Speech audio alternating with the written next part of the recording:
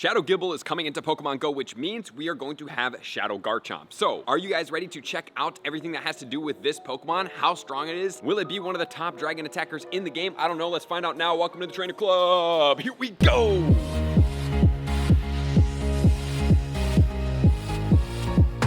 The Shadow Gible making its way into Pokemon Go. Man, I am excited about this rotation of Shadow Pokemon for the Gible in specific because Garchomp is an absolute monster of a Pokemon. Not only does it have the regular one, a future Mega, but now the Shadow is coming out, which gives me hope to think that eventually we might have every single Pokemon as a Shadow in Pokemon Go, which means we're gonna have a lot of really strong Shadow Pokemon. But this one in specific is getting me very excited because it's gonna start coming out soon tomorrow, or maybe today, depending on where you're at in the world. Okay, so this Pokemon is going to be a ground and a dragon type Pokemon. However, the one thing I'm going to tell you guys right up front is it did have a Calm Day, and just remember that Calm Day move was going to be Earth Power, and that's what makes Garchomp extremely strong in the ground category. So we'll check out as a top attacker, and then we'll check it out in PvP to see if the Shadow form serves this Pokemon better or worse for PvP and for a meta attacker when doing raid battles. Okay, this Pokemon maxes out at 4,479 with an attack value of 261. That's pretty high. A defense of 193 and a stamina of 239. If we do compare it to the Salamence, which is a very meta-relevant dragon type attacker that also has the Mega that's out, this one maxes out at 4239. It has an attack of 277, which is a little bit better than the Garchomp, a defense of 168, and a stamina of 216, which both are being beaten out by the Garchomp, which makes its CP go 200 points higher there. With this Pokemon being dragon and ground, it's going to have a double weakness to ice. That is the one problematic part of this Pokemon. However, it is also going to be weak to dragon as well as fairy, but it's going to be triple resistant to electric and single resistant to fire, poison, as well as rock. So pretty cool there. Not too many weaknesses, but not too many resistances as well. But that electric resistance is very, very crazy coming out of this Garchomp and how resistant it is, because ground is going to be double and electric is going to be single, which makes 3 times resistance for this Pokemon, which is bananas. All right, so as far as its moves, this Pokemon gets extremely good movesets in Pokemon Go. As far as its fast moves, it's going to get Mudshot, Dragon Tail, Mudshot being a very good PvP move for charging energy, and Dragon Tail being a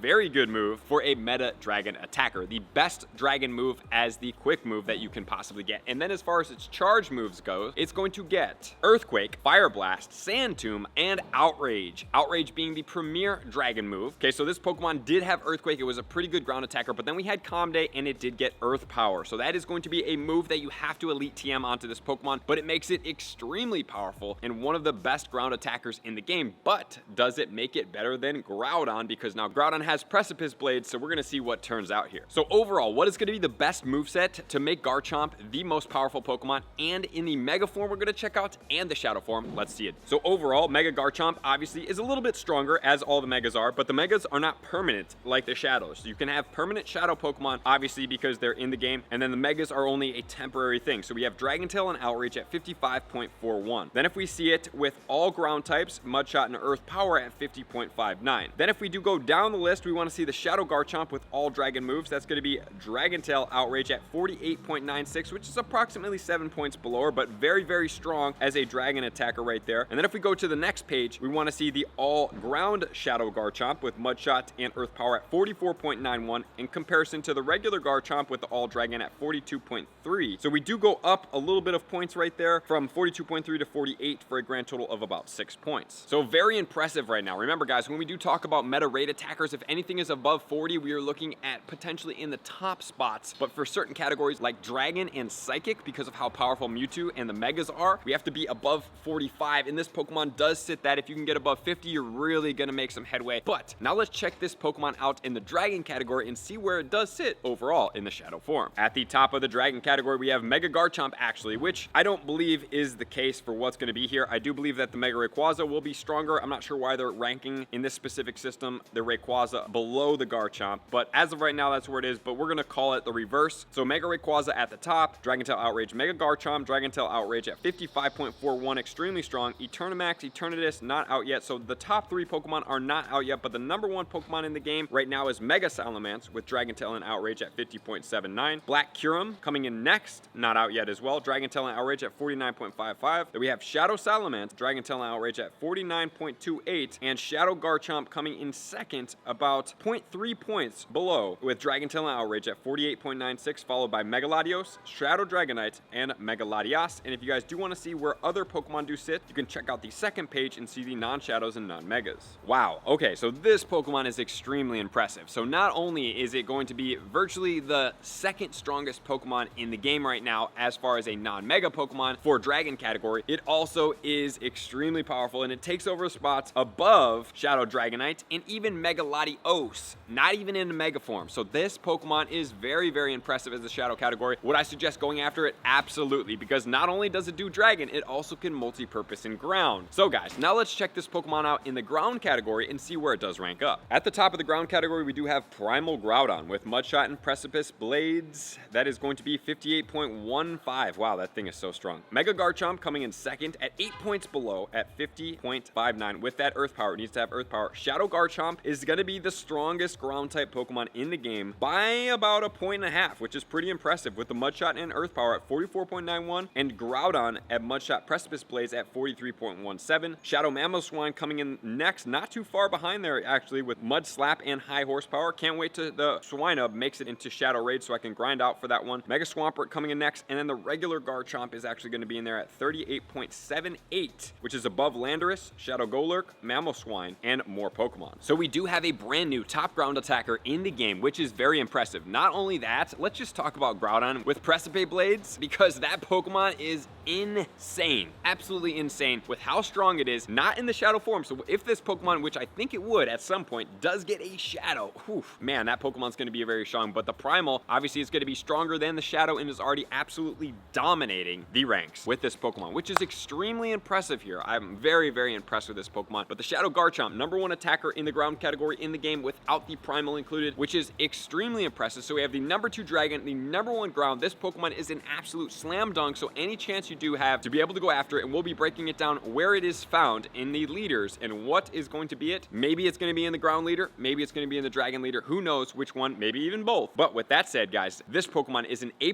for me. Try to get a good one. What would be a good one that I would constitute potentially powering up? I prefer to try to find a 15 attack, but anything above like a 91, 93% would be ideal. Anything like a 15, 13, 13, I would consider powering up. Anything like a 15, 13, 14, 15, 14, 4, obviously 100% I would consider powering up. So I'm excited about this Rocket event. I would say to take this Rocket event very, very strategically and try to do as many Rocket battles, or at least click on them as possible, so you can see if the Grunts match up with the Gible and go after it. Just remember, guys, eventually this Pokemon will have a Shadow Shiny as well. When it's in the leader Pokemon, it becomes much more prevalent, but right now it will probably be pretty rare. So now let's switch over into the GBL to see how it does sit here. In the Great League, it's going to be 504 in the Shadow and 558 in the non-Shadow, so it is not relevant here. In the Ultra League, 428 in the Shadow and 438 in the non-Shadow, but the Master League has always been where Garchomp does do its best because of how high the CPA could go. So let's check it out. Will the moveset optimize it for the Master League? And the answer is going to be no, actually. It's not going to optimize it because Garchomp is more focused. It doesn't have Mud Slap. It had Mud Slap, maybe. But this Pokemon, Mudshot, Outrage, and Earth Power is going to be the recommended moveset on the non-Shadow, which is going to be ranked 40, but the Shadow is ranked 63 with Mudshot, Outrage, and Sand Tomb at a rank of 63, 23 points behind the regular, which is still not really a deterrent for me because I still love this Pokemon, guys. It's absolutely fantastic, and in the meta attacker category, it is very strong. So you could even multi-purpose it and use it for the Master League, but as of right now, the best served is attacking raid bosses in Pokemon Go. Using it for GBL, you could also use it when going after some of the leader Pokemon as well. So that's going to be it. Love this Pokemon. Get after it, hunter it. Highly recommend powering up multiple of them, especially if you're able to get a good IV one. Definitely tag me on Twitter with whatever ones you get at the Trainer Club with 2B. So thank you guys for being here as always. To all of my likers, commenters, subscribers, Patreon members, everybody takes your support, subscription, and participation to the next level. I'm going to see you guys out on the next video. Peace. I want to take this time to thank everybody who supports me in every facet. It means the world to me, and an extra special thank you to all my Patreons. I greatly appreciate the extra support to continue to allow me to pursue Pokemon Go full time, allowing me to create my daily video uploads in the most timely fashion for everyone's benefit. Plus, I get the amazing experience of sharing my creative processes behind the scenes and raiding all around the globe with select upper tiers. Thank you everybody for being a part of the Trainer Club. You all mean the absolute world to me, and I will see you guys out on the next video.